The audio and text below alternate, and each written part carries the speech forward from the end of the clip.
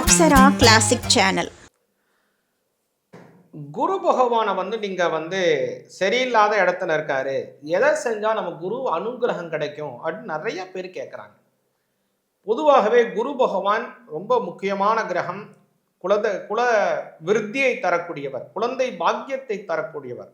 அவர் அம்சம் சரியா இல்லை அப்படின்னா வேலை செய்யக்கூடிய இடத்துல பிரச்சனை, அவங்களுக்கும் மேலதிகாரிக்கும் மனஸ்தாபம், குழந்தை பிறக்கிறதுல பிரச்சனை, வம்ச அபிவிருத்திகள்ல தடை, திருமண தாமதம். பொதுவாக திருமணம் நடக்கணும்னா குருபலன் வந்துட்டா கல்யாணம் பண்ணலாமா பாருங்க அப்படின்னு தான் ஜோதிடத்தை நம்மள்ட்ட கேட்பாங்க நிறைய பேர். சாமி அதில் குருபலன் வந்துட்டா பாருங்க சாமி, இவங்களுக்கு கல்யாணம் பண்ணலாமா அப்படின்னு கேட்பாங்க. அப்போ குருபலன் சரியா இல்லை அல்லது குரு சரியா வேலை செய்யலை, குரு பகவான் உங்க ஜாதகத்திலே சரியான அமைப்பை தரலை, குருவினுடைய தசை நடக்குது, குருவினுடைய புத்தி நடக்குது, என்ன செய்யணும் அப்படின்னா எளிமையான விஷயம்.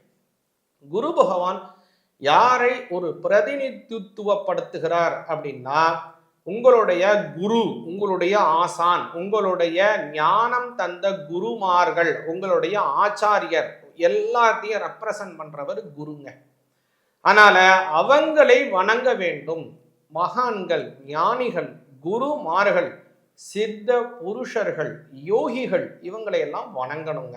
உங்களுக்கு யாரை பிடிக்குமோ, விவேகானந்தர் பிடிக்கலாம், அதே போல வடலூர் ராமலிங்க அடிகளாரை பிடிக்கலாம், ராமகிருஷ்ண பரமஹம்சர், அதே போல ஷீரடி சாய்பாபா, சத்ய சாய்பாபா, மகா பெரியவர், இந்த மாதிரி உங்களுக்கு யாரை பிடிக்குமோ, எந்த மகானை உங்களுக்கு ரொம்ப பிடிக்குமோ அந்த மகான் தினம்தோறும் கும்பிடலாம். தினந்தோறும் கும்பிடுற அளவுக்கு எனக்கு முடியலன்னா வியாழக்கிழமை தோறும் அவருடைய உருவத்திற்கு நேராக உட்கார்ந்து தீபம் ஏற்றி வைத்து வீட்டிலேயே 15 நிமிடங்கள் அப்படியே அமைதியா உட்கார்ந்து அப்படியே ஓம் குரவே நமஹா, ஓம் குரவே நமஹான்னு சொல்லிட்டே வாங்க.